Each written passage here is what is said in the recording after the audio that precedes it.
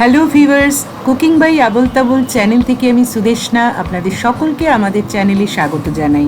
আমাদের আজকের রেসিপি গলদা চিংড়ির মালাইকারি। এই রেসিপির জন্য 4টে গলদা চিংড়ি নিয়েছি। চিংড়ি রান্না করা এবং খাওয়ার প্রধান বিষয় হলো সেটা সঠিকভাবে পরিষ্কার করা। মাথার দিকে যে নোংরাটা থাকে সেটা একদম কেটে বাদ দিয়ে পরিষ্কার করে নিতে হবে।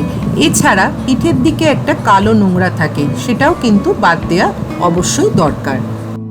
এবার চিংড়িগুলোর গায়ে নুন আর হলুদ গুঁড়ো মাখিয়ে নিচ্ছি।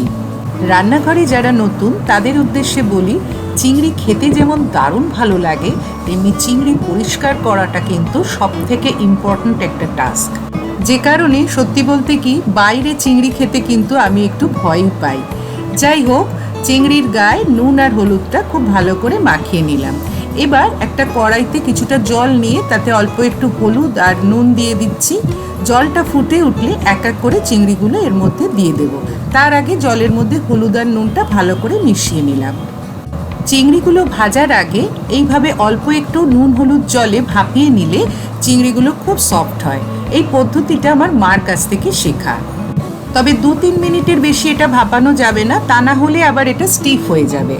কারণ আমরা জানি যে চিংড়ি বেশি সেদ্ধ করলে বা বেশিক্ষণ ধরে ভাজলে স্টিফ হয়ে যায়। এগুলো এবার এক এক করে উল্টে দিচ্ছি। 2-3 মিনিটে জলটা অনেকটাই শুকিয়ে এসছে। তবে যেটুকু জল বেঁচে থাকবে সেটা কিন্তু আমরা ফেলবো না, রান্নায় ইউজ করব। ঢাকা দিয়ে রাখলাম। এবার ফোড়নের জন্য নিয়েছি একটা তেজপাতা, একটা চেরা শুকনো লঙ্কা, একটা কালো বড় এলাচ, 2টো দারচিনির টুকরো, 7-8টা ছোট এলাচ আর 7-8টা লবঙ্গ।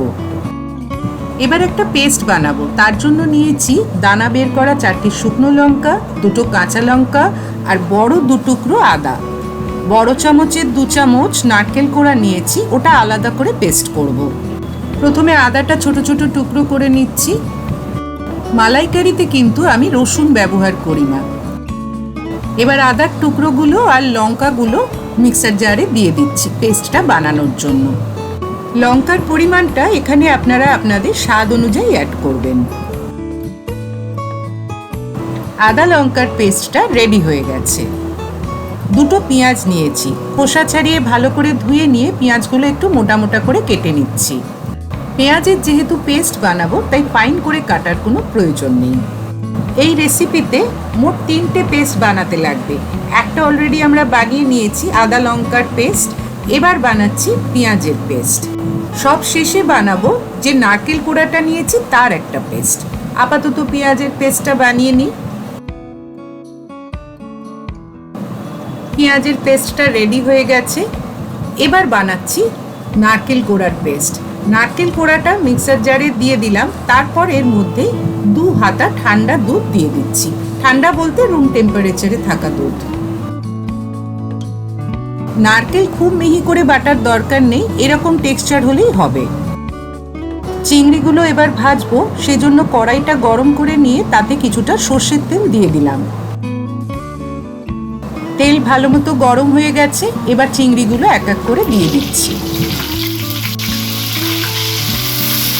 চিংড়িগুলোর 2টো দিকই ভালো করে ভেজে নিচ্ছি। তবে ওই যে আগেই বলেছি, খুব বেশিক্ষণ ধরে ভাজা যাবে না, তাহলে স্টিফ হয়ে যাবে। আমার মতো যারা নিয়মিত রান্না করেন আর রান্না করতে খুব ভালোবাসেন, তারা প্রত্যেকেই বাড়িতে গলদা চিংড়ি বা এমনি চিংড়ির মালাইকারি বানিয়ে থাকেন। এটা কোনো নতুন বিষয় নয়। তবে ভিডিওটা শেষ পর্যন্ত দেখলে বুঝতে পারবেন যে আজকের রেসিপিটা কোথাও গিয়ে একটু হলেও আলাদা। চিংড়িগুলো ভাজা হয়ে গেছে, এবার তুলে নিচ্ছি।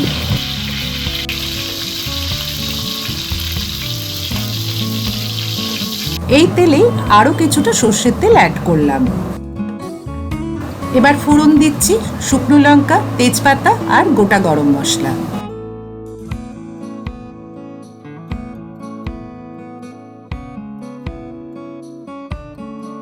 মশলাগুলো দিয়ে তেলের মধ্যে একটু নাড়াচাড়া করে নিলাম। ফোড়নের সুন্দর গন্ধ বেরিয়েছে। এবার পেঁয়াজ বাটাটা দিয়ে দিচ্ছি। এই পেঁয়াজ বাটাটা খুব ভালো করে কষিয়ে নিতে হবে। কিছুক্ষণ কষিয়ে নেবার পরে আদা কাঁচা লঙ্কা বাটাটা দিয়ে দিলাম। আদার কাঁচা গন্ধটা না যাওয়া অবধি ভালো করে কষিয়ে নেব। তারপর ওই মশলা যে বেটে রেখেছিলাম সেই বাটি ধোয়া জলটা দিয়ে দিলাম। স্বাদ অনুযায়ী সল্ট অ্যাড করছি। এবার হাফ টিস্পুন হলুদ গুঁড়ো আর 1 টিস্পুন কাশ্মীরি লাল লঙ্কার গুঁড়ো দিয়ে দিলাম। পেঁয়াজের সাথে খুব ভালো করে সব মশলাগুলো কষিয়ে নিলাম। তারপর ঢাকা দিয়ে 6 থেকে 7 মিনিট রান্নাটা করব। এবার ঢাকাটা খুলি। মশলাটা খুব ভালো কষানো হয়েছে, ওপরে তেলটাও ভেসে উঠেছে। এবার ওই নারকেলের পেস্টটা দিয়ে দিলাম আর তার সাথে দিলাম 1 টিস্পুন চিনি। এই নারকেল বাটাটা দেওয়ার ফলে গ্রেভিটা যেমন একটু থিক হবে, এটার টেস্টটাও কিন্তু বেশ ভালো হবে। 1 বাটি নারকেলের দুধ নিয়েছি, তবে এটা কিন্তু বাজার থেকে কেনা। আপনারা চাইলে কিন্তু বেশ কিছুটা নারকেল কুড়িয়ে নিয়ে গরম জলে বেশ কিছুক্ষণ ভিজিয়ে রেখে তার থেকে নারকেলের দুধ বের করেও ইউজ করতে পারেন রান্নায়। কিছুক্ষণ এইভাবে নাড়াচাড়া করে ভালো করে সবটা মিশিয়ে নিয়ে ভেজে রাখা চিংড়িগুলো দিয়ে দিলাম।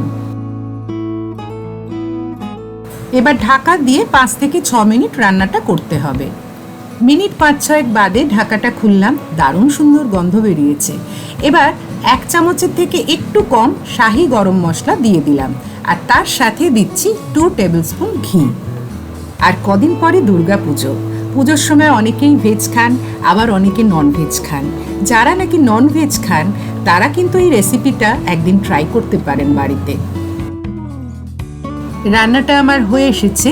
সব শেষে গ্রেভিটা একটু টেস্ট করে নিচ্ছি, দেখছি যে সব কিছু ঠিক আছে কিনা। আর মিনিট 2 এটা ফুটিয়ে নিয়েই আমি গ্যাসের সুইচটা অফ করে দেব। চিংড়ির মালাইকারি আমার সব সময় সাদা ভাতের সাথে খেতে খুব ভালো লাগে। আপনাদেরও কি তাই? কমেন্ট সেকশনে কিন্তু জানাতে পারেন আমাদের। ভিডিও দেখে কেমন লাগলো জানাতে কিন্তু ভুলবেন না। আর ভিডিও দেখে যদি ভালো লাগে তাহলে অবশ্যই লাইক, কমেন্ট ও শেয়ার করবেন। আর যারা এখনও আমাদের চ্যানেল সাবস্ক্রাইব করেননি তারা প্লিজ সাবস্ক্রাইব করবেন আর পাশে থাকা বেল বাটনটি অবশ্যই প্রেস করবেন, যাতে যে কোনো নতুন ভিডিওর নোটিফিকেশান সবার আগে আপনার কাছে পৌঁছে যায়। আজ তবে আসি, সবাই ভালো থাকবেন। Thank you.